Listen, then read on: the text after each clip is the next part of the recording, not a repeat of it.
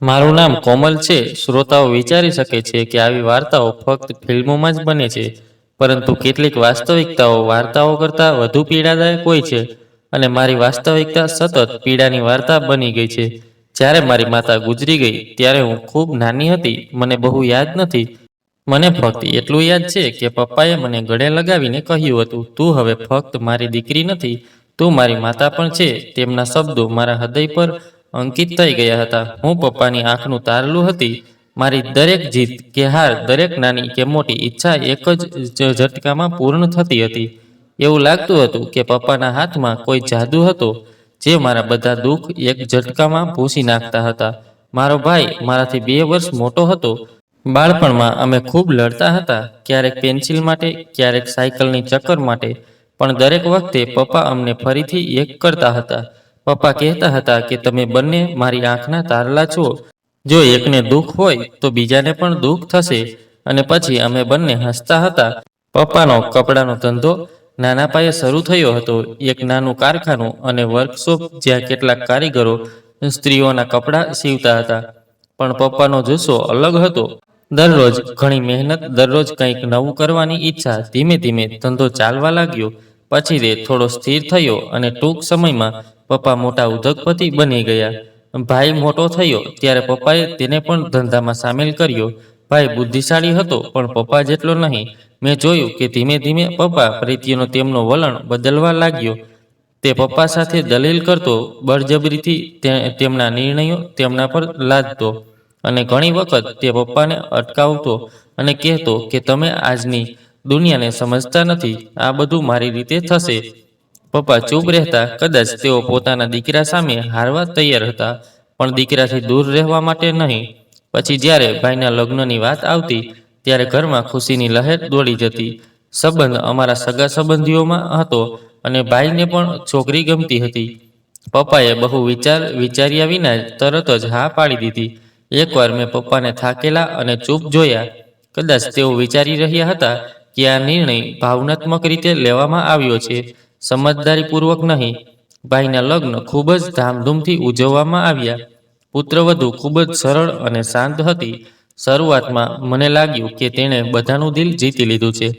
પણ પપ્પાનું તે સારું ભોજન બનાવતી, પપ્પાની સેવા કરતી, અમે સાથે બેસીને વાતો કરતા. હું ખુશ હતી કારણ કે પપ્પા ખુશ હતા.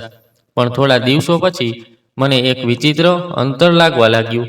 એવું લાગવા લાગ્યું કે હું આ ઘરમાં મહેમાન છું અને ભાભી તેની માલિક છે. ધીમે ધીમે તેમના શબ્દો વધુ તીક્ષ્ણ બન્યા. પહેલા ટોણા મારતા શબ્દો, પછી ઠંડુ વર્તન, અને અંતે સંપૂર્ણ અજ્ઞાન.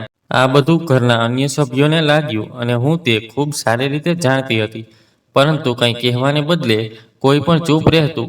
પપ્પા ઘણીવાર મારી સામે જોતા અને કહેતા કે મારી દીકરી બધું સહન કરે છે. એક દિવસ હું રસોડામાં ચા બનાવી રહી હતી. એટલામાં ભાભી આવી અને વાસણો જોરથી મારતા કહેતા, તારે તારું થોડું કામ જાતે કરવું જોઈએ. હું એવી નોકર નથી કે જે આખો સમય નાચતી રહે. મેં શાંતિથી માથું નમાવ્યું. મને ચીસો પાડીને કહેવાનું મન થયું કે આ ઘર મારું પણ છે, પણ શબ્દો મારા ગળામાં અટવાઈ ગયા. હું મારા રૂમમાં ગઈ અને લાંબા સમય સુધી રડતી રહી. એ જ રૂમમાં જ્યાં એક સમયે મારું હાસ્ય ગૂંજતું હતું, હવે તે મારા રડવાનો સાક્ષી બની ગયો હતો.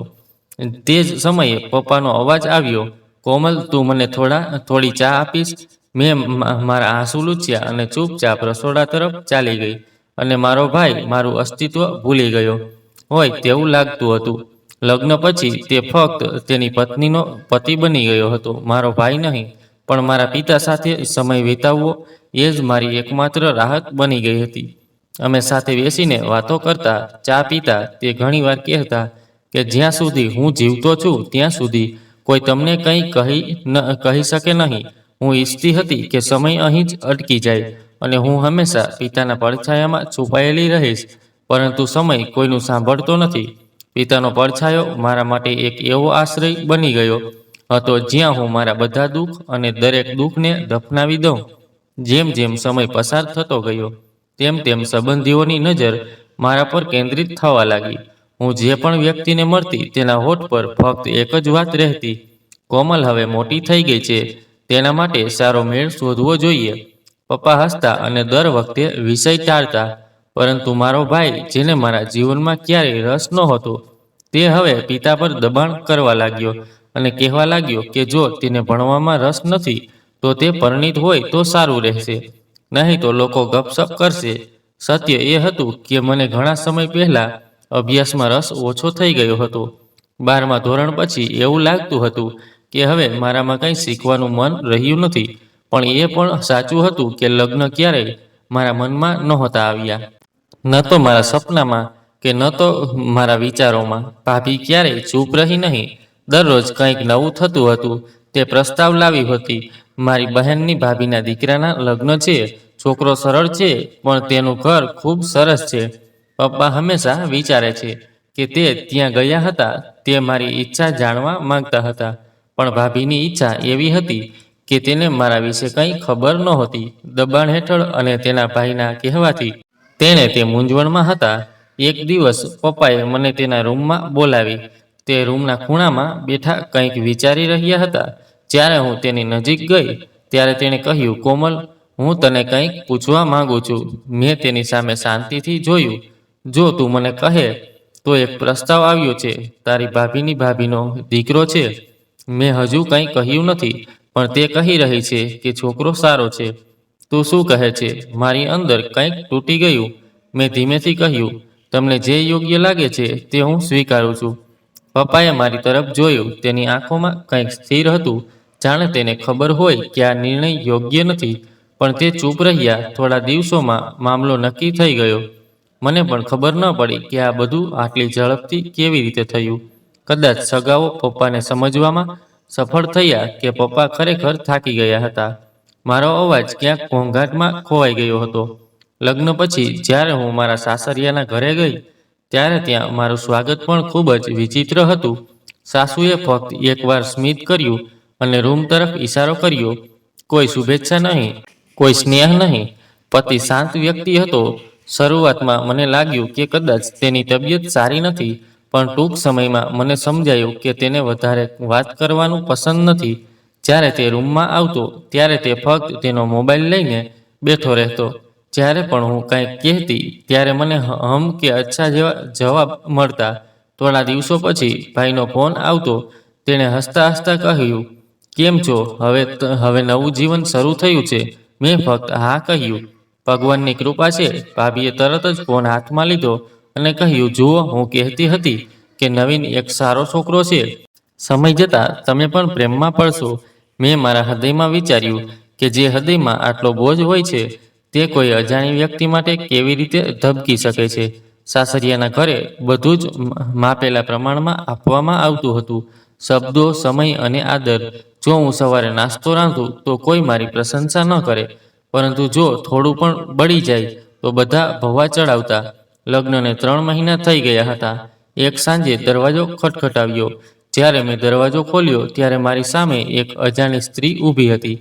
તેના ચહેરા પર ન તો ઉદાસી હતી કે ન તો ગુસ્સો. તેની આંખોમાં ફક્ત એક ઊંડો દુખાવો હતો. તેણે શુભેચ્છા આપ્યા વિના પૂછ્યું, નવીન ઘરે છે? મેં ખચકાટ સાથે કહ્યું, તમે કોણ છો? તેણે કહ્યું કે હું તેની પત્ની છું. આ સાંભળીને મારો શ્વાસ થંભી ગયો. હું કંઈ બોલી શકું તે પહેલાં તે પૂછ્યા વિના અંદર આવી અને રૂમમાં બેઠી. તે ક્ષણે મારો પતિ આવ્યો.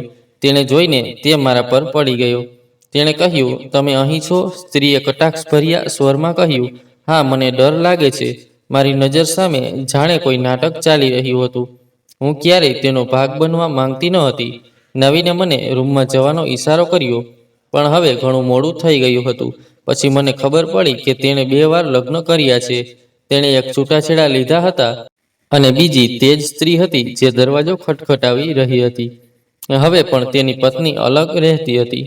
મેં પૂછ્યું કે તમે મારાથી આ બધું કેમ છુપાવ્યું? તેણે ખૂબ જ બેદરકાર સ્વરમાં કહ્યું, કારણ કે મને જરૂર જણાતી નહોતી. તેનાથી તમને શું ફરક પડે છે? હું પથ્થર જેવી કડક થઈ ગઈ. ફરક તે દિવસે અનુભવાયો જ્યારે તમે મને કહ્યું કે લગ્ન સમયે તમે કુંવારા છો. થોડા દિવસો પછી મારા સાસરિયાના ઘરનું વાતાવરણ બગડવા લાગ્યું. મારી સાસુ ઘણીવાર મને વાસણો ધોવાનો આદેશ આપતી, બહાર ફ્લોર સાફ કરતી અને હા, નાસ્તો સમયસર મારા માટે તૈયાર હોવો જોઈએ. મારા પતિ મોડા ઘરે આવતા અને મને પૂછતા કે શું હું આજે મારા પિતા સાથે વાત કરીશ. હું તેમને પૂછતી કે શું તેઓ કહેતા. તેમને થોડા પૈસા મોકલવાનું કહે. મારે કામ શરૂ કરવું પડશે. જ્યારે મેં પહેલીવાર ના પાડી ત્યારે તેઓ ગુસ્સે થયા. બીજા દિવસે તેમનું વર્તન વધુ કઠોર બન્યું. રાત્રે તેમણે કહ્યું, જુઓ, આ તમારા પિતાનું વચન છે. કાલે તે તમારા માટે ઉપયોગી થશે. મેં મારા પિતાને ફોન કર્યો. વધુ વાત કર્યા વિના મેં સીધું કહ્યું, પપ્પા, નવીનને થોડા પૈસાની જરૂર છે. પપ્પાએ પૂછ્યું, શું બધું ઠીક છે? મેં કહ્યું, હા પપ્પા, કદાચ તેને ખરેખર તેની જરૂર છે. થોડા દિવસો પછી પૈસા આવ્યા અને નવીન ખુશ થઈ ગયો. 1 મહિના સુધી બધું બરાબર ચાલ્યું. પછી એક દિવસ સાસુએ કહ્યું, કોમલ, તારા પપ્પાને કહે કે નવીન માટે મોટરસાયકલ ખરીદે. મુસાફરી કરવી ખૂબ મુશ્કેલ છે. મેં જવાબ આપ્યો, માજી, પપ્પાએ થોડા દિવસ પહેલા જ પૈસા મોકલ્યા છે. તેણે કહ્યું, તેમણે કોઈ ઉપકાર નથી કર્યો. તે તારા પપ્પા છે. તેની દીકરીના સાસરિયાઓનું ધ્યાન રાખવાની જવાબદારી તેની છે. રાત્રે નવીને કહ્યું, તારી સમસ્યા શું છે? તું તારા પપ્પા સાથે વાત કેમ નથી કરતી? તારા કારણે બધું કામ અટકી ગયું છે. મેં હિંમતથી કહ્યું, પહેલા પણ પપ્પાએ કંઈ પૂછ્યા વિના મદદ કરી હતી, પણ હવે માંગણીઓ અટકતી નથી. ગુસ્સામાં નવીને ટેબલ પર હાથ માર્યો અને કહ્યું, હવે તું મારી સામે ઊભી છે. મેં તને માન આપ્યું, તને ઘર આપ્યું, અને તું મને સવાલ કરી રહી છે. જે માન મને ક્યારેય મળ્યું નહીં. હવે તે અવાજ ઉઠાવી રહ્યો હતો અને મને ચૂપ કરવાનો પ્રયાસ કરી રહ્યો હતો. હું ચૂપ રહી. પપ્પાને પણ કંઈ કહ્યું નહીં. બસ આટલું જ કહ્યું, હમણાં કંઈ મોકલશો નહીં. ફક્ત હા પાડીને માથું હલાવ્યું. પણ બહુ હું છુપાવી રહી હતી. મેં ઘરે પણ કોઈને કંઈ કહ્યું નહીં. કદાચ હું મારી અંદર ઉઠતા તોફાનને દબાવી રહી હતી, કારણ કે હું શરમ અનુભવતી હતી. મેં આ નિર્ણય જાતે લીધો હતો. સત્ય એ હતું કે મારા જીવનનો પાયો જૂઠાણા પર નાખ્યો હતો, અને હવે તે પાયો દરરોજ નબળો પડી રહ્યો હતો. 6 મહિના વીતી ગયા હતા. એક દિવસ મેં નવીનને ફોન પર કોઈની સાથે વાત કરતા સાંભળ્યા. હવે જો આ પણ નકામું નીકળે તો તેની સાથે વધુ સમય બગાડવાનો શું ફાયદો? ફોન ડિસ્કનેક્ટ થતાં જ મેં ધીમેથી પૂછ્યું, તું શું વાત કરી રહ્યો હતો? તેણે મારી સામે જોયું અને કહ્યું, કંઈ નહીં, કંઈક મહત્વપૂર્ણ હતું. તું આખો સમય મારી વાત કેમ સાંભળે છે? મેં શાંતિથી મોં ફેરવ્યું અને બેસી ગઈ, પણ તેના શબ્દો મારા મનમાં ગૂંજતા રહ્યા. હવે મારે દરેક નાની વાત પર ટોણા સાંભળવા પડશે. જો નાસ્તામાં થોડું પણ મોડું થાય તો હું ક્યાં જાઉં? બસ આટલું જ બાકી હતું. નકામું ન તો બાળક કે ન તો ઘરનું કોઈ કામ યોગ્ય રીતે થાય છે. મારી સાસુના શબ્દોમાં હવે કટાક્ષ અને નફરત ભળી ગઈ હતી. હવે જો હું તમારા જેટલી નસીબદાર બનીશ તો મારી આ સ્થિતિ હોવી જોઈએ. મારા લગ્નને લગભગ 1 વર્ષ થઈ ગયું છે, પરંતુ મને આજ સુધી કોઈ સારા સમાચાર મળ્યા નથી. દર મહિને મને એવી આંખોનો સામનો કરવો પડતો હતો જે મારા શરીરને દોષ આપતી હતી. ડૉક્ટર પાસે જવાની વાત પર મારી સાસુ કડક સ્વરમાં કહેતી, ડૉક્ટર પાસે જવું જરૂરી નથી, આપણે બધું સમજીએ છીએ. મેં મારી જાતને મૌનથી ઢાંકી દીધી. દરરોજ હું મારી જાતને સાંત્વના આપતી હતી કે કદાચ બધું ધીમે ધીમે બદલાઈ જશે, પરંતુ કાલની આશા દર વખતે નવી નિરાશામાં ફેરવાઈ ગઈ. એક દિવસ નવીન ખૂબ ગુસ્સામાં ઘરે પાછો ફર્યો. તેણે પોતાના જૂતા ઉતારતી વખતે બૂમ પાડી, આજે ફરી વીજળીનું બિલ સમયસર ચૂકવવામાં આવ્યું નથી. તમે ઘરમાં શું કરો છો?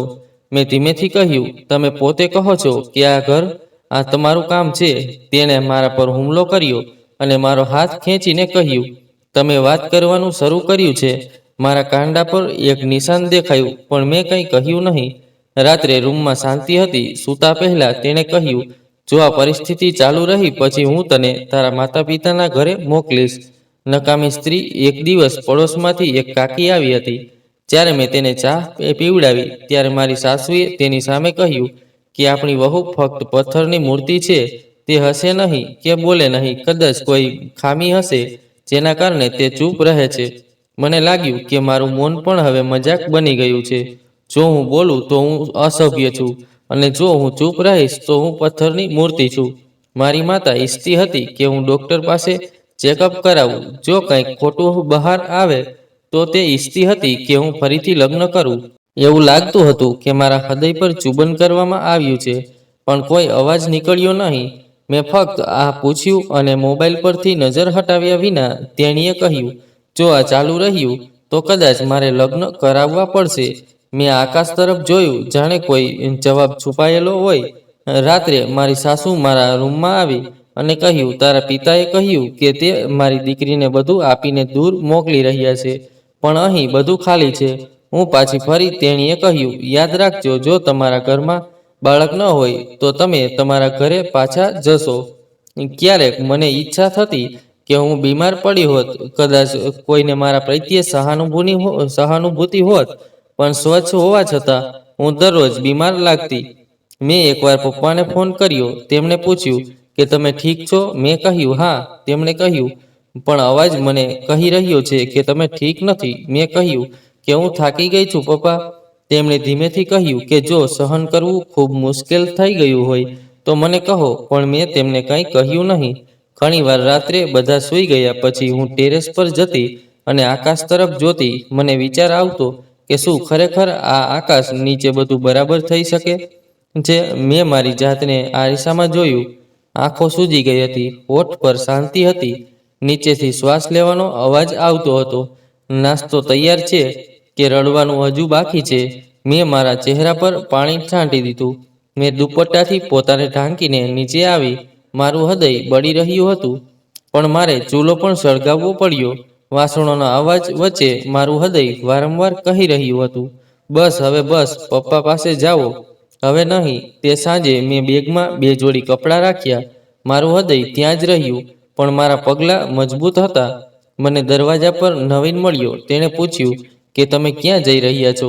મેં તેમની આંખોમાં જોયું અને કટાક્ષભર્યા સ્મિત સાથે તેમને કહ્યું કે જતા સમયે તેમને એ પણ કહી દે કે તું પાછી નહીં આવે.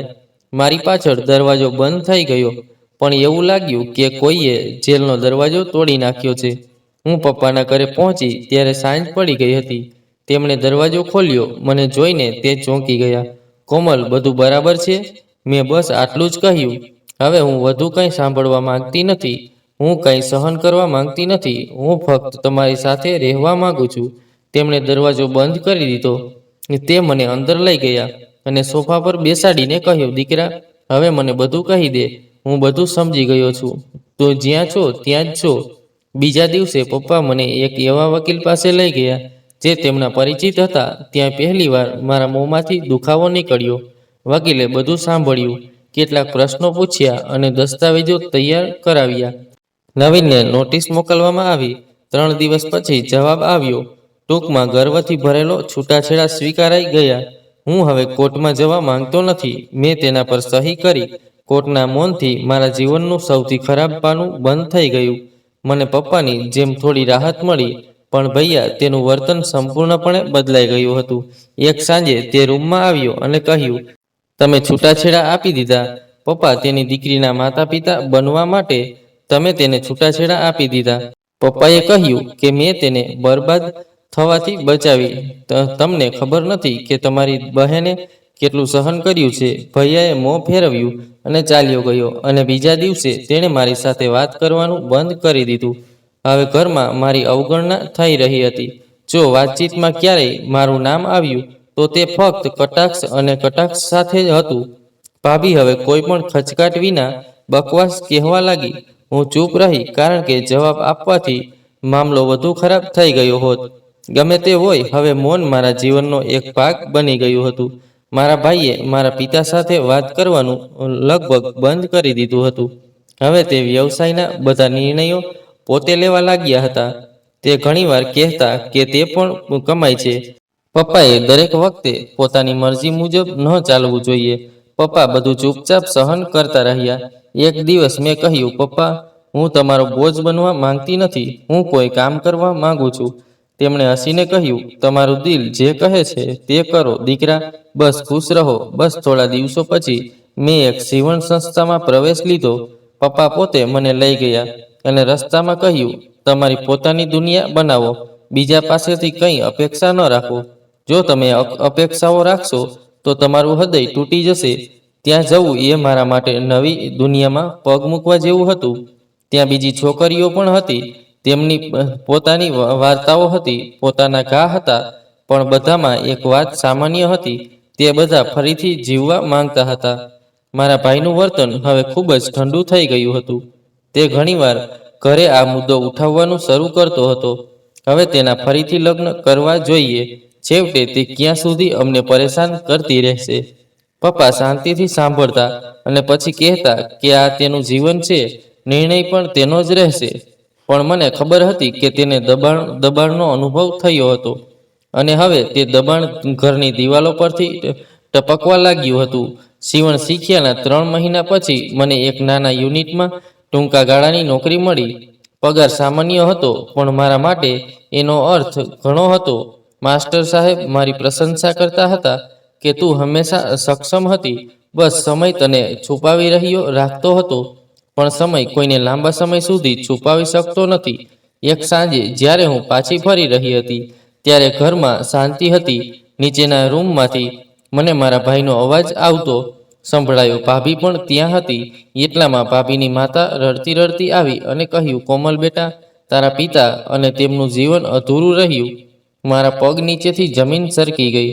ફેક્ટરીમાં તેમને સ્ટ્રોક આવ્યો. ફક્ત 15 મિનિટ અને બધું ખતમ થઈ ગયું. અંતિમ સંસ્કાર પછી બધું બદલાઈ ગયું. ઘર ત્યાં જ હતું, દરવાજા તો આવા એવા જ હતા, પણ પપ્પાનો પડછાયો હવે રહ્યો નહીં. જે ખુરશી પર તેઓ બેસતા હતા તે ખાલી હતી. તેમના ચશ્મા હજુ પણ ટેબલ પર હતા, પણ તેઓ ત્યાં નહોતા. પહેલા દિવસે બધા આવ્યા અને દુઃખ વ્યક્ત કર્યું. વિધિઓ પણ થઈ. બીજા દિવસે ભાઈનો સ્વર બદલાઈ ગયો. તેમણે કહ્યું કે હવે મારે પપ્પાનો વ્યવસાય સંભાળવો પડશે. છેવટે હું તેમની સાથે હતો.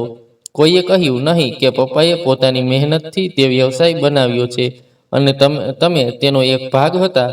ભાભીએ મને રસોડાથી દૂર રાખી. પપ્પા હવે રહ્યા નહીં. હવે ઘરની લગામ પણ બદલવી પડી. મેં મારી પ્લેટ અને કપ એક ખૂણામાં રાખ્યા. હવે હું ઉપરના રૂમમાં રહેતી હતી. હું નાસ્તો જાતે બનાવતી હતી. હું જાતે જ ખોરાક લાવતી હતી અને ખાતી હતી. એક દિવસ ભાઈ ડ્રોઈંગ રૂમમાં કેટલાક કાગળોમાં વ્યસ્ત હતો.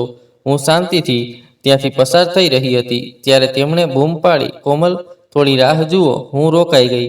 તેણે કહ્યું, આ ફેક્ટરીના માલિકીના કાગળો છે, પપ્પાની સહી છે. તમે પણ આના સમાન હકદાર છો. જો તમને કંઈ જોતું હોય તો સ્પષ્ટપણે કહો, પછી ફરિયાદ ન કરો. મેં કહ્યું, મને લાગ્યું કે પપ્પાએ આપણા બંને માટે બધું બનાવ્યું છે. તેણે કહ્યું, હા, પણ હું જ તેને ચલાવવાનો હતો. હવે મને તમારી દખલગીરીથી વાંધો છે. આ પછી મને કોઈ મીટિંગમાં સામેલ કરવામાં આવી નહીં.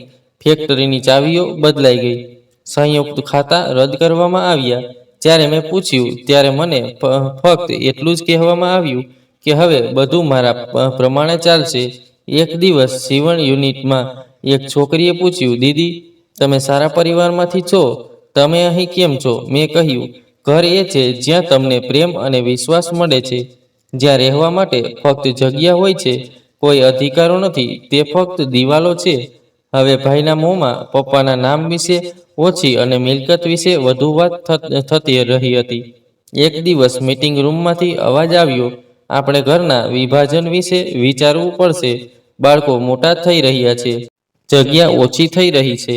ત્યાં બેઠેલા એક મહેમાને પૂછ્યું, કોમલ બહેનનો પણ ભાગ છે ને? ભાઈએ કહ્યું, દીકરીઓનો ભાગ ફક્ત કાગળ પર હોય છે, જમીન પર નહીં. હું આ બધું શાંતિથી સાંભળી રહી. હવે હું તે ઘરમાં મહેમાન કરતાં ઓછી થઈ ગઈ હતી. હું પોતાના કપડાં જાતે ધોતી, વાસણો જાતે સાફ કરતી, વીજળીનું બિલ પણ જાતે ભરતી. આ બધું હવે સામાન્ય થઈ ગયું હતું. એક દિવસ ભાભી આવીને કહે, અમારો દીકરો હવે ઉપરના રૂમમાં ભણશે, તમે બીજે ક્યાંક વ્યવસ્થા કરો. મેં પૂછ્યું, હું ક્યાં જાઉં? તેણે કહ્યું, સ્ત્રીઓ માટે ઘણા આશ્રમ ખુલી ગયા છે. તમે હવે એકલા રહેવાની ટેવ પાડી દીધી છે. હવે તમારી સંભાળ રાખતા શીખો. હું મોડી રાત સુધી ટેરેસ પર બેઠી હતી. આકાશમાં તારાઓ હતા, પણ તેમાંથી કંઈ મારું નહોતું. વિચાર્યું કે પિતા હોત તો આ બધું ન થાત. બીજે દિવસે હું જતી હતી, ત્યારે ભાઈ સોફા પર બેઠો બેઠો મોબાઈલ જોઈ રહ્યો હતો. ભાભી બાળકોને ખવડાવતા હતા. કોઈએ માથું ઊંચું કરીને પૂછ્યું નહીં, હું ક્યાં જાઉં છું? હું નહોતી ગઈ. મને ધક્કો મારવામાં આવ્યો. દરવાજો બંધ થયો, પરંતુ નિર્ણય સ્પષ્ટ થયો. હવે જીવન માત્ર ટકી રહેવાનું નથી. હવે મારે મારી પોતાની જગ્યા બનાવવી હતી. પછી ભલે તે મારી જાતે હોય કે કોઈ અજાણી વ્યક્તિની દયાથી. જે દિવસે મેં તે ઘર છોડ્યું, મારા જીવનમાં એક નવી શરૂઆત થઈ. રસ્તો ખુલ્લો થઈ ગયો હતો. મારે મારા નજીકના લોકોના ઘરે કેટલાક દિવસો પસાર કરવા પડ્યા. દરેક જગ્યાએ માત્ર પૂરતો સમય હતો જેથી પ્રશ્નો ઊભા ન થાય. પછી મને શહેરના જૂના કબ્રસ્તાન પાસે એક ખાલી જગ્યા મળી, જે એક સમયે ચોકીદાર માટે બનાવવામાં આવી હતી. રાત ત્યાં જ વિતાવતી અને એક દિવસ દરમિયાન કોઈ નાના મંદિર કે કોઈ ઝૂંપડીમાં કામ કરીને થોડા રૂપિયા કમાઈ લેતી. આ જીવવા માટે પૂરતું હતું. આ સમય દરમિયાન એક દિવસ હું એક પરિચિત ચહેરો સંગીતા કાકીને મળી. એ જ સંગીતા કાકી જે એક વખત પપ્પા પાસેથી દવા લેવા આવી હતી. તે મને બજારમાં મળી અને મારી હાલત જોઈને આશ્ચર્ય સાથે પૂછવા લાગી, દીકરા, તું ઘરે પાછી કેમ ન ગઈ? મેં તેની તરફ જોયું અને નરમાશથી કહ્યું, ત્યાં હવે મારા માટે કોઈ સ્થાન નથી. આંટીએ મારા કપાળ પર હાથ મૂક્યો અને કહ્યું, જો તમારા પિતા હોત તો તમારે આ દિવસ ક્યારેય જોવો ન પડત. શું તમે જાણો છો કે તમારા ભાઈએ કારખાનું વેચી દીધું છે? મારા પગલાં થંભી ગયા. મેં પ્રશ્નાર્થ નજરે તેની સામે જોયું. હા, તેણે કહ્યું કે 2 દિવસ પહેલા એક પાર્ટી આવી હતી. આખી ઓફિસ ખાલી કરાવવામાં આવી હતી. હું આશ્ચર્યચકિત થઈ ગઈ. તે જગ્યા જેનું નામ તમારા પિતાના નામ પરથી રાખવામાં આવ્યું હતું. હું મૌન બની ગઈ. થોડા કલાકો પછી મેં એક વૃદ્ધ કાર્યકર સાથે વાત કરી, જે હજી પણ યુનિટમાં કામ કરી રહ્યો હતો. તેણે ગઈકાલે અમને નવા માલિક વિશે કહ્યું. હવે બધું બદલવાનું છે. જે કારખાના માટે પિતા આખી રાત જાગતા હતા, તે કારખાનું હવે કોઈ બીજાનું છે. હું એ જ સાંજે જૂની ઓફિસની બહાર પહોંચી. સાઇનબોર્ડ પણ બદલાઈ ગયા હતા. જ્યાં એક સમયે મારા પિતાનું નામ લખેલું હતું, ત્યાં હવે બીજી કંપનીનું નામ દેખાતું હતું. એક પરિચિત કર્મચારીએ કહ્યું, તમારો ભાઈ કહેતો હતો કે તેણે સાઉદી અરેબિયામાં મોટું સેટઅપ શરૂ કર્યું છે. તેના માટે બધું વેચાઈ ગયું. એ રાત્રે હું કબ્રસ્તાનની ધાર પર બેઠી હતી. ત્યાં મારા હૃદયમાં મૌન હતું. 2 દિવસ પછી બીજું મને આઘાત લાગ્યો. ભાભીએ તેની એક મિત્ર દ્વારા મને સંદેશ મોકલ્યો, હવે તું બીજે ક્યાંક વ્યવસ્થા કરી લે, કારણ કે આપણે ઘર વેચીને સાઉદી જઈ રહ્યા છીએ. મેં જવાબ આપ્યો, મારો હિસ્સો? મને જવાબ મળ્યો, શું પુરાવો છે કે અહીં તમારો કોઈ હિસ્સો છે? બધી મિલકત તમારા ભાઈના નામે હતી. હું એક વકીલને મળી. મેં તેમને તે દસ્તાવેજો બતાવ્યા, જે મારી પાસે ફક્ત ફોટોકોપીના રૂપમાં હતા. તેમણે થોડીવાર તેમને જોયા અને પછી કહ્યું કે આ સહીઓ થોડી વિચિત્ર લાગે છે. અહીં ઘણું બધું છુપાવવામાં આવ્યું છે. મેં પૂછ્યું કે શું આ બનાવટી હોઈ શકે છે? તેમણે કહ્યું કે શક્ય છે કે સહીઓ કોઈ બીજા દ્વારા લેવામાં આવી હોય, અથવા અંગૂઠાની છાપ બળજબરીથી લેવામાં આવી હોય. પરંતુ તમારે મૂળ દસ્તાવેજોની જરૂર પડશે. મૂળ દસ્તાવેજો ભાઈ પાસે હતા, અને તેની પાસે જવાનો અર્થ એ છે કે પોતાને વધુ અપમાનિત કરવું. મેં એક રસ્તો વિચાર્યો. સંગીતા કાકીએ મને કહ્યું હતું કે ભાઈ એક અઠવાડિયા માટે ભારતમાં રહેશે, પછી તે બહાર જશે. મેં તેમના ફ્લેટની બહાર થોડા કલાકો રાહ જોઈ. જ્યારે ભાઈ બહાર આવ્યો ત્યારે હું સામે આવી. હું તમારી સાથે ફક્ત 2 મિનિટ વાત કરવા માંગુ છું, મેં કહ્યું. તેમણે મારી સામે તીવ્ર નજર નાખી. મારી પાસે સમય નથી. પપ્પાએ તેમના જીવનની દરેક વસ્તુ મારા નામે ટ્રાન્સફર કરી દીધી હતી. તેથી મને જે મળ્યું તે પૂરતું છે. મેં કહ્યું, મને કંઈ મળ્યું નથી, અને જે મળ્યું તે કદાચ તમારું પણ નહોતું. ભાભી બહાર આવી. કોમલ, તું હજુ પણ અમારી પાછળ છે. અમને છોડી દો. આપણે નવું જીવન શરૂ કરવાના છીએ. મેં ફક્ત એક વાત કહી, જીવન એવી વસ્તુ નથી જે તમને બીજાઓને બરબાદ કરીને મળે છે. જીવન એવી વસ્તુ છે જે વ્યક્તિ પોતાને બનાવે છે. ભાઈ એક ક્ષણ માટે કંઈક કહેવા માંગતો હતો, પછી તે ચૂપ રહ્યો. તે મૌન જે ભારે મૌન જેવું છે. બીજા દિવસે મેં કોર્ટમાં અરજી દાખલ કરી. વકીલે કહ્યું કે આ કેસ લાંબા સમય સુધી ચાલી શકે છે, પણ ઓછામાં ઓછું કાગળની લડાઈ સમાન રહેશે. મને વિજય કરતા ન્યાયની વધુ જરૂર હતી. તે ફેક્ટરી, તે ઘર, હવે જો મારામાંથી કંઈ બહાર ન આવે તો પણ ઓછામાં ઓછું સત્ય શું છે તે નક્કી થઈ ગયું હોત. કોર્ટમાં કાગળો સબમિટ કરીને જ્યારે હું પાછી ફરી, ત્યારે શહેરના ઘોંઘાટમાં મારું મૌન વધુ સ્પષ્ટ રીતે સાંભળી શકાતું હતું. હવે કોઈ દરવાજો બચ્યો ન હતો જેના પર હું ખટખટાવી શકું. પણ હા, હવે હૃદય ધ્રુજતું નહોતું. પહેલા હું થોડા દિવસ મિત્રના ઘરે રહી અને પછી મારી કાકીના ઘરે ગઈ. પણ જ્યારે તેમને ખબર પડી કે મેં કેસ દાખલ કર્યો છે ત્યારે તેમનું વલણ બદલાઈ ગયું. કોમલ, અમે અમારા ઘરમાં ઝઘડાખોર લોકોને રાખતા નથી. અમને માફ કરજો. તે દિવસે હું દરવાજો છોડીને કોઈને કંઈક કહી ગઈ. મેં કંઈ કહ્યું નહીં. હું સીધી કબ્રસ્તાન તરફ ચાલી. એ જ કબ્રસ્તાન જ્યાં હું અત્યાર સુધી રહેતી હતી. ચારે બાજુ શાંતિ હતી. મારી પાસે ફક્ત એક થેલી હતી અને તે ડાયરી જેમાં હું બધું લખતી હતી. રાત હતી. ઠંડો પવન ફૂંકાઈ રહ્યો હતો અને માટીની ગંધ મને મારા બાળપણની યાદ અપાવી રહી હતી. હું ખૂબ થાકી ગઈ હતી. આખી રાત રડ્યા પછી મારી આંખો આપમેળે બંધ થઈ ગઈ. સવારે જ્યારે મેં આંખો ખોલી ત્યારે મારી સામે એક પ્લેટ રાખવામાં આવી હતી. તેમાં ગરમા ગરમ પરાઠા અને ચા હતી. મેં આમ તેમ જોયું પણ આસપાસ કોઈ નહોતું. એક ક્ષણ માટે મને લાગ્યું કે કદાચ કોઈ સારો વ્યક્તિ, કોઈ પરિચિત આવ્યો હશે. પણ મેં કંઈ ખાધું નહીં. મેં ફક્ત પાણી પીધું અને મારી જાતને શાંત કરી. દિવસ પસાર થયો. હું કબર પાસે બેસીને અસ્ત થતા સૂર્ય તરફ જોતી રહી. બીજી રાત્રે પણ એવું જ થયું. હું થાકીને સૂઈ ગઈ અને સવારે જ્યારે મેં આંખો ખોલી ત્યારે તાજો નાસ્તો અને કાગળનો ટુકડો હતો. તેના પર લખેલું હતું, ચિંતા ન કર, તું એકલી નથી. હવે મારા મનમાં પ્રશ્નો ઊભા થવા લાગ્યા. કોણ છે જે રોજ આવે છે અને મારા માટે ખોરાક છોડી દે છે? પછી એક રાત્રે હું આંખો બંધ કરીને સૂઈને રાહ જોઈ રહી. મારું હૃદય ખૂબ જ ઝડપથી ધબકતું હતું. લગભગ 1 કલાક પછી મને પગલાઓનો અવાજ સંભળાયો. કોઈ ધીમે ધીમે મારી તરફ આવી રહ્યું હતું. મારા ધબકારા ઝડપી થઈ ગયા. એવું લાગ્યું કે મારું હૃદય બહાર આવી રહ્યું છે. પગલાં થંભી ગયા. પછી એક હળવો ખડખડાટ અવાજ સંભળાયો, જાણે વાસણો જમીન પર રાખવામાં આવી રહ્યા હોય. મેં ધીમે ધીમે આંખો ખોલી. મારી સામે સફેદ દાઢીવાળો એક વૃદ્ધ માણસ ઊભો હતો.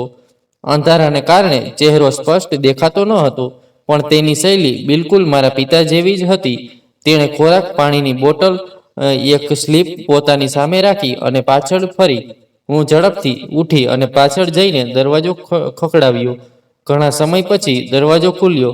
સામે એ જ વૃદ્ધ માણસ ઊભો હતો. તેણે મને જોઈ અને સ્મિત સાથે કહ્યું, આવ દીકરી, તારે આવવાની જરૂર નહોતી, પણ કદાચ તું જાણવા માંગતી હતી કે હું કોણ છું. હું અંદર ગઈ. અંદર એક સાદો ઓરડો હતો. એક ખાટલો, કેટલાક વાસણો અને એક જૂનું કબાટ. મેં ધ્રુજતા અવાજે પૂછ્યું, તમે કોણ છો? તેણે હસીને કહ્યું, હું સંતોષ છું, તારા પિતાનો જૂનો મિત્ર. જ્યારે મેં તેને છેલ્લે જોઈ ત્યારે તું ખૂબ નાની હતી. તારા પિતાએ એક સમયે મને ઘણી મદદ કરી હતી. હું કોવિડનો દર્દી હતો. બધા મને છોડીને ચાલ્યા ગયા હતા, પણ તારા પિતાએ મારો હાથ પકડીને મારી સારવાર કરાવી, મને ખોરાક અપાવ્યો, દવાઓ આપી. હું પથ્થરની જેમ બેસી ગઈ. તેણે આગળ કહ્યું, જ્યારે હું પાછો ફર્યો ત્યારે મેં સાંભળ્યું કે તું હવે તે નથી. પછી એક દિવસ જ્યારે મેં તને અહીં બેઠેલી જોઈ ત્યારે હું મારી જાતને રોકી ન શક્યો. હું તને મારા ઘરે બોલાવવા માંગતો હતો, પણ હું ઈચ્છતો હતો કે તું જાતે આવે. મારા પર વિશ્વાસ કર. મારી આંખોમાંથી આંસુ આવી ગયા. તેણે કહ્યું કે આ ઘર હવે તારું છે. મેં તેને તારા નામે ટ્રાન્સફર કરી દીધું છે. હવે કોઈ તને બેઘર બનાવી શકશે નહીં. મેં તેનો હાથ પકડ્યો, એ જ હાથ જેણે મને મારી ખોવાયેલી જગ્યાએ પાછી આપી હતી.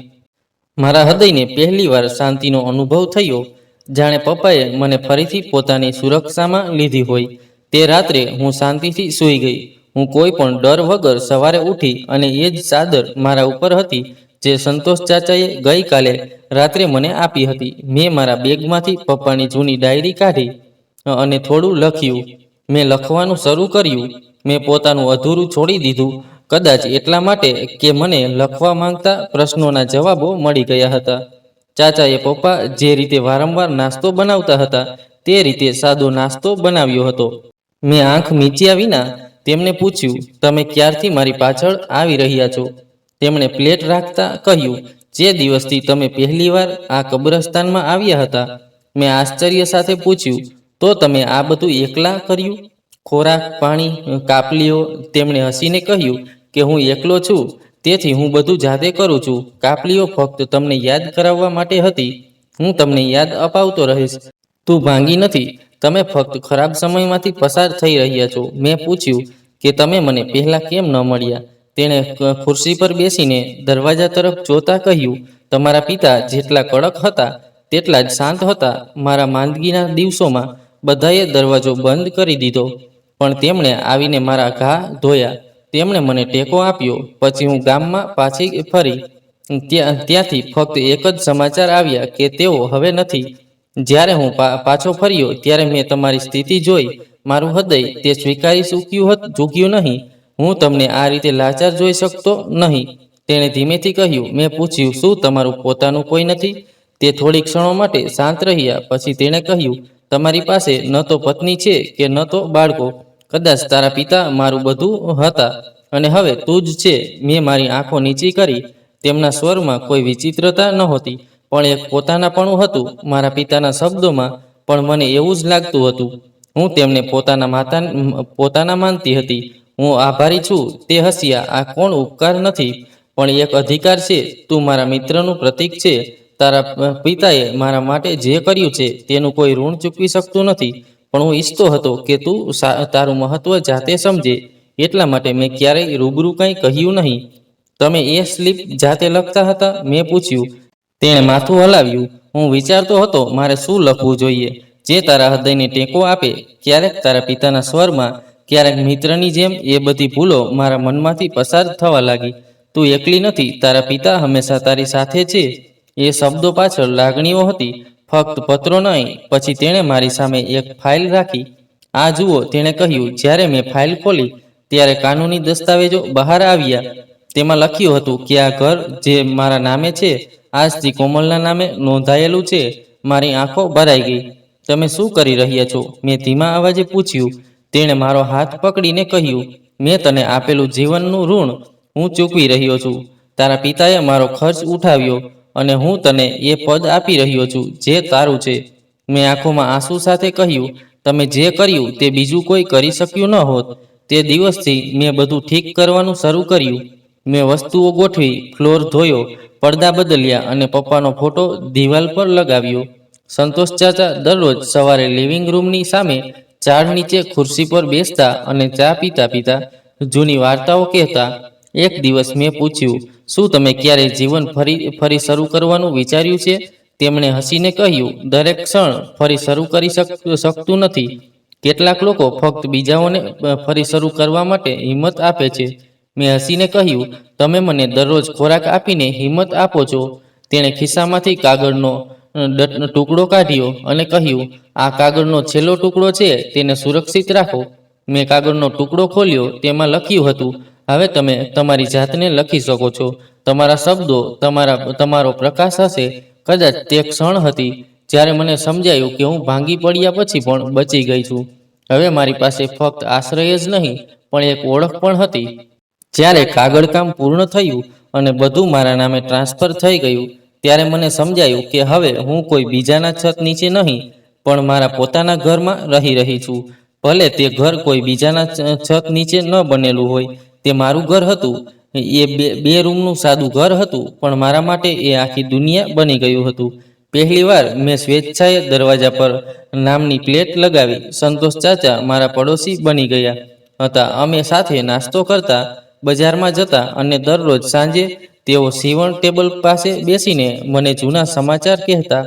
તેમની હાજરીએ વર્ષોથી મારા અંદર એકઠા થયેલા મૌનને તોડી નાખ્યું હતું. થોડા દિવસો પછી 3 છોકરીઓ સીવણ શીખવા આવી. તેમાંથી એકની માતાએ પૂછ્યું, દીકરા, તું સીવણ શીખવે છે? મેં જવાબ આપ્યો, હા, મેં હમણાં જ શરૂઆત કરી છે. આ મારો રસ્તો છે. ઘણા દિવસો આમ જ ગુજરી ગયા. એક સાંજે દરવાજો ખખડાવ્યો. બહાર એક બાળક ઊભું હતું. હાથમાં મોબાઈલ હતો. દીદી, કોઈ તમારી સાથે વાત કરવા માંગે છે. મેં ફોન ઉપાડ્યો. ભાઈ લાઈન પર હતા. કોમલ, હું ચૂપ થઈ ગઈ. હું સાઉદી અરેબિયામાં છું. બધું ખતમ થઈ ગયું છે. જે કંપની સાથે મેં સોદો કર્યો હતો તે છેતરપિંડી નીકળી. તે ફેક્ટરીના પૈસા લઈ ગઈ, ઘરના પૈસા પણ લઈ ગઈ. હવે હું સખત મજૂરી કરી રહ્યો છું. મારી જીભ પર કંઈ નહોતું, પણ મારા હૃદયમાં એક હલચલ હતી. તે કહેતો રહ્યો, તારી ભાભી મારાથી અલગ થઈ ગઈ છે. તે બાળકો સાથે ચાલી ગઈ છે. હવે મારી પાસે કંઈ બચ્યું નથી, ફક્ત એક મોબાઈલ અને થોડા પૈસા. મને ખબર છે કે મેં તારી સાથે ખૂબ ખરાબ કર્યું છે. પપ્પાના મૃત્યુ પછી એવું લાગ્યું કે હું કંઈ સમજી શકતો નથી. ફોન ડિસ્કનેક્ટ થઈ ગયો. હું લાંબા સમય સુધી ત્યાં બેઠી રહી. ન તો કોઈ ખુશી કે ન ગુસ્સો, બસ એવી લાગણી કે હવે બધું સામે આવી ગયું છે. બીજા દિવસે સંતોષ ચાચા આવ્યા. મેં તેને બધું કહ્યું. તે ચૂપચાપ સાંભળતા રહ્યા. પછી તેણે કહ્યું, ભગવાને તને સમય પહેલા ઘણી બધી વસ્તુઓ બતાવી દીધી છે, જેથી તું સમયસર સમજી શકે. મેં કહ્યું, હવે હૃદયમાં ન તો નફરત છે કે ન તો સંબંધ, બસ એક અંતર છે. તેણીએ માથું હલાવ્યું. ઠીક છે, પણ જો તે પાછો આવે છે તો તેને ખબર હોવી જોઈએ કે તું હવે પહેલા જેવી કોમલ નથી રહી. થોડા દિવસોમાં મારો સીવણ સમૂહ વધી ગયો. હવે દરરોજ સાંજે 5 છોકરીઓ આવવા લાગી અને વિસ્તારની શેરીઓમાંથી પણ સીવણ કામ આવવા લાગ્યું. એક દિવસ એક સ્ત્રીએ કહ્યું, બહેન, તારા કપડાં સીવવાનું ખૂબ સારું છે. આ મારા માટે સૌથી સુંદર વાત હતી. એક સાંજે એ જ બાળક ફરીથી દરવાજા પર આવ્યું. બહેન, સાઉદી અરેબિયાથી ફોન આવ્યો.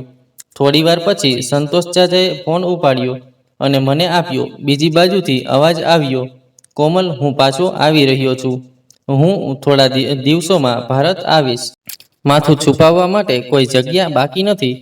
મને ફક્ત એટલું જ ખબર છે કે જે છત નીચે હું જન્મ્યો હતો તે હવે નથી. કોઈ લાગણી વિના મેં કહ્યું, તું ક્યારે આવી રહ્યો છે? 1 અઠવાડિયા પછી. જો તમે મને પરવાનગી આપો તો હું થોડા દિવસ તમારી સાથે રહી શકું છું. હું થોડી ક્ષણો માટે ચૂપ રહી. પછી મેં કહ્યું, આ મારું નહીં પણ સંતોષ ચાચાનું ઘર છે. જો તે ઈચ્છે તો તમે રહી શકો છો. ફોન કાપી નાખવામાં આવ્યો. સંતોષ ચાચાએ મારી સામે જોયું અને કહ્યું કે શું તમે તેને પાછા આવવા દેશો? હા, કારણ કે હવે હું નબળી નથી અને ક્ષમા હંમેશા મોટી હોય છે. ચાચાએ હસીને કહ્યું કે તમે હવે ખરેખર મોટા થઈ ગયા છો. મારા ચહેરા પર હળવું સ્મિત ફેલાયું. એક બપોરે દરવાજો ખટખટાવ્યો. સંતોષ ચાચા ખુરશી પરથી ઊભા થયા. હું સીવણ મશીન પર કામ કરી રહી હતી. થોડી વાર પછી તે પાછો ફર્યો અને તે સામે ઊભો હતો જેણે મને વર્ષો પહેલા દરવાજાની બહાર ફેંકી દીધી હતી. મારો ભાઈ તેની હાલત જાણવા માંગતી હતી. તે એક અલગ માણસ હતો. તેના વાળ વિખરાયેલા હતા, તેનો ચહેરો થાકેલો હતો અને તેની આંખો એવી ભીની હતી જેવી મેં પહેલા ક્યારેય જોઈ ન હતી. તેની પાસે એક નાની બેગ હતી. તેના કપડાં સ્પષ્ટપણે દેખાતું હતું કે તે ઘણી મુશ્કેલીઓમાંથી પસાર થયો છે. તેણે ખચકાટ સાથે કાકાનું સ્વાગત કર્યું અને મારી તરફ જોયું. કાકા એક બાજુ ગયા અને કહ્યું, અંદર આવો. સૂર્ય તેજસ્વી છે. તે રૂમમાં પ્રવેશ્યો પણ વાતાવરણમાં શાંતિ છવાઈ ગઈ. થોડીવાર પછી તેણે ઉપર જોયું અને કહ્યું, હું માફી માંગવા આવ્યો છું. મેં બધું ગુમાવી દીધું છે અને હવે તમારા સિવાય મારી પાસે કોઈ બચ્યું નથી. મેં સંતોષ કાકા તરફ જોયું. તે સમજી ગયા અને બહાર ગયા. તે ચાલ્યા ગયા. ભાઈ કહેવા લાગ્યો, સાઉદીમાં બધું ખતમ થઈ ગયું છે. મેં મારા જીવનસાથી પર વિશ્વાસ કર્યો. તે પૈસા લઈને ભાગી ગઈ. તારી ભાભીએ મને છૂટાછેડા આપી દીધા અને બાળકોને પોતાની સાથે લઈ ગઈ. મેં ઘણા દિવસો રસ્તાઓ પર વિતાવ્યા, મજૂરી કરી. પછી મેં પાછા આવીને તે લોકોની માફી માંગવાનું નક્કી કર્યું જેમને મેં એક સમયે નકારી કાઢ્યા હતા. મને ખબર છે કે મેં તને ધક્કો માર્યો હતો. મેં તારી મિલકત પર કબજો કર્યો. મેં તને બેઘર બનાવી દીધી. પણ કોમલ, હવે હું એ વ્યક્તિ નથી. એ ગર્વ, એ સંપત્તિ, બધું જ ગયું. હવે ફક્ત એક જ વસ્તુ બાકી છે, પસ્તાવો. તેના ચહેરા પર પસ્તાવો સ્પષ્ટ દેખાઈ રહ્યો હતો. પણ મને ખબર હતી કે પસ્તાવો એક ક્ષમા માટે દલીલ નથી. એ ફક્ત એક દરવાજો છે. તેને ખોલો કે નહીં, એ હંમેશા મોટું હોય છે. તું બધું સહન કરી લે. મેં ક્યારેય પાછળ વળીને જોયું નહીં અને તું શાંતિથી ચાલ્યો ગયો. આજે જ્યારે આખી દુનિયાએ મને એકલો છોડી દીધો ત્યારે મને સમજાયું કે આપણે જેમને નબળા માનીએ છીએ તેઓ ખરેખર સૌથી મજબૂત હોય છે. મેં ઊંડો શ્વાસ લીધો અને કહ્યું, આ ઘર સંતોષ ચાચાનું છે. હું ફક્ત તેમના ટેકાથી અહીં પહોંચી છું. હું તેમને પરવાનગી વિના કંઈ કહી શકતી નથી. એટલામાં ચાચા દરવાજા પર આવ્યા. કદાચ તેમણે બધું સાંભળ્યું હશે. તેમણે કહ્યું કે જો તે સાચું બોલી રહ્યો છે તો મારા દરવાજા તેમના માટે ખુલ્લા છે. મેં તમને ઘર આપ્યું છે. હવે નિર્ણય તમારો છે. મેં મારા ભાઈ તરફ જોયું. અહીં તમારા માટે જગ્યા છે, પણ એક શરત પર. તેણે તરત જ કહ્યું, તમે જે કહો છો તે સ્વીકાર્ય છે. મેં કહ્યું, અહીં કોઈને ભૂતકાળને મુદ્દો બનાવવાનો અધિકાર નથી. તમે અહીં રહી શકો છો, પરંતુ નિર્ણયો તમારા હોવા જોઈએ, મારા નહીં. તમારી જાતને સાબિત કરો, સાચાનો વિશ્વાસ જીતો. જો તમે ખરેખર બદલાઈ ગયા છો તો તે તમને પોતે સ્વીકારશે. ભૈયાની આંખો આંસુઓથી ભરાઈ ગઈ. તેણે નમન કરીને કહ્યું, હું દરેક શરત સ્વીકારું છું. તમે હમણાં જ દરવાજો ખોલ્યો. મારા માટે આ પૂરતું છે. બીજા દિવસથી તેણે નાના ઘરના કામમાં મદદ કરવાનું શરૂ કર્યું. સંતોષ ચાચાએ તેને કેટલાક મહત્વપૂર્ણ કાર્યો સોંપ્યા અને કહ્યું, તે પૂર્ણ કરો પછી ઘરે લાવો. આપણે આગળના પગલાં વિશે વિચારીશું. ભાઈએ કોઈ વાંધો ઉઠાવ્યા વિના બધું જ કર્યું. સાંજે ચાચાએ મને કહ્યું, બદલાયેલો ચહેરો ઓળખવો મુશ્કેલ છે, પરંતુ જે વ્યક્તિ પોતાને બદલી નાખે છે તેનો માર્ગ રોકી શકાતો નથી. હવે તે દરરોજ સાંજે સીવણ યુનિટની બહાર મારી સાથે બેસતો હતો. તે આવતી છોકરીઓ માટે દરવાજો ખોલતો હતો. એક દિવસ ભાઈએ કહ્યું, મારી પાસે તે કાગળો છે જેના પર સહીઓ બનાવટી હતી. જો તમે ઈચ્છો તો બધું ફરીથી તમારા નામે ટ્રાન્સફર કરી શકાય છે. મેં ધીમેથી જવાબ આપ્યો, હવે આ વસ્તુઓની કોઈ જરૂર નથી. આ નાના ઘરે જે દિલાસો આપ્યો તે કોઈ ફેક્ટરીમાં મળી શકતો નથી. તેમણે કહ્યું કે ઓછામાં ઓછું તમારે તે દસ્તાવેજો જોવા જોઈએ જેથી તમે સત્ય જાણી શકો. મેં કહ્યું કે હું જાણું છું કે સત્ય શું હતું. તમે પપ્પા સાથે જે કર્યું તે મેં માફ કરી દીધું છે, પણ મારા માટે ભૂલી જવું મુશ્કેલ છે. બસ આટલું જાણો, હવે તમે ફક્ત મારા ભાઈ છો, મારા માલિક નથી. સંતોષ ચાચાએ અમારી વાત સાંભળી અને હસતા હસતા કહ્યું, જે સંબંધ ફરીથી સ્થાપિત થાય છે તેને દરરોજ માવજત કરવી પડે છે. તમે બંનેએ તે પહેલું પગલું ભર્યું છે. તે સાંજે મેં બારી ખોલી અને પહેલીવાર મેં મારા ભાઈને આંગણામાં છોડને પાણી આપતા જોયો. જે હાથોએ મને નિર્દયતાથી ધક્કો માર્યો હતો તે હવે પ્રેમથી માટીની સંભાળ રાખી રહ્યા હતા. અને મને સમજાયું કે ક્ષમાનો દરવાજો ફક્ત બીજાઓ માટે જ નહીં પણ પોતાના માટે પણ ખોલવો જોઈએ. સવારનો પ્રકાશ ધીમે ધીમે આંગણામાં ઉતરી રહ્યો હતો. મેં થોડા મહિના પહેલા જે નાના છોડ વાવ્યા હતા તેના પાંદડા હવે ખરી પડ્યા હતા. મારો ભાઈ તેમને પાણી આપી રહ્યો હતો અને સંતોષ ચાચા ખાટલા પર બેસીને અખબારના જૂના કોલમ વાંચી રહ્યા હતા જેને તે વર્ષોથી સાચવી રહ્યા હતા. મેં દરવાજા પાસે દિવાલ પર ખીલી મારી અને તેના પર એક બોર્ડ લટકાવ્યું, કોમલનું ઘર. આ ફક્ત સીવણ શીખવાની જગ્યા નહોતી. આ એવી દુનિયા હતી જ્યાં તે છોકરીઓ આવતી હતી જેમને સમાજ નકામી, અર્થહીન અને કમનસીબ માનતો હતો. કેટલાક છૂટાછેડા લીધેલા હતા, કેટલાક પરિણીત હતા. તેણીને તેના સાસરિયાના ઘરમાંથી કાઢી મૂકવામાં આવી હતી અને તેના પતિએ એના અસ્તિત્વને સ્વીકાર્યું પણ ન હતું. પણ અહીં તેણીને પોતાનું લાગવા લાગ્યું. એક દિવસ હું અને મારો ભાઈ છત પર બેઠા હતા. પછી સંતોષ ચાચા લાકડાના બોક્સ લઈને આવ્યા. તેમણે કહ્યું, તમારા પિતાએ આ બોક્સ વર્ષોથી સુરક્ષિત રાખ્યું હતું. જ્યારે અમે તેને ખોલ્યું ત્યારે તેમાં એક પત્ર હતો જેમાં લખ્યું હતું, તમે બે ભાઈ બહેનોએ હંમેશા એકબીજાને ટેકો આપવો જોઈએ. અને મારી પુત્રી કોમલ, મને તમારા પર પૂરો વિશ્વાસ છે કે તમે ક્યારેય તમારા જીવનને નીચે જવા દેશો નહીં. આ વાંચીને અમારી આંખોમાં આંસુ આવી ગયા. ભાઈ ફરી એકવાર પોતાના પરિવારથી શરમ અનુભવે છે. પપ્પાનો એ પત્ર વાંચીને મને યાદ આવ્યું કે તેમણે એ ફેક્ટરી બનાવવા માટે કેટલી મહેનત કરી હતી, પણ આજે એ ફેક્ટરી કોઈ બીજાની મિલકત બની ગઈ હતી. જ્યારે મેં ભાઈ સાથે આ વિશે વાત કરી ત્યારે તે રડી પડ્યો અને કહ્યું કે તેની ભૂલોએ બધું બરબાદ કરી દીધું. મેં કહ્યું કે પપ્પાને અમારા બંને પર વિશ્વાસ હતો. જો તમે મને ટેકો આપો તો આપણે નવેસરથી શરૂઆત કરી શકીએ છીએ. ભલે અમારી પાસે પપ્પા જેટલો અનુભવ નથી, પરંતુ આટલા વર્ષોમાં અમે તેમની પાસેથી ઘણું શીખ્યા છીએ. અને અહીંથી અમે ઘરેથી એક નાનો વ્યવસાય શરૂ કર્યો જેમ પપ્પાએ એક સમયે કર્યો હતો. ધીમે ધીમે થોડા વર્ષો વીતતા ગયા. હું મારા નાના વ્યવસાયમાં સખત મહેનત કરી રહી હતી. હું સીવણ કેન્દ્રનો પણ વિસ્તાર કરી રહી હતી. હવે મેં કેટલીક વધુ કુશળ છોકરીઓને શીખવવા માટે રાખી.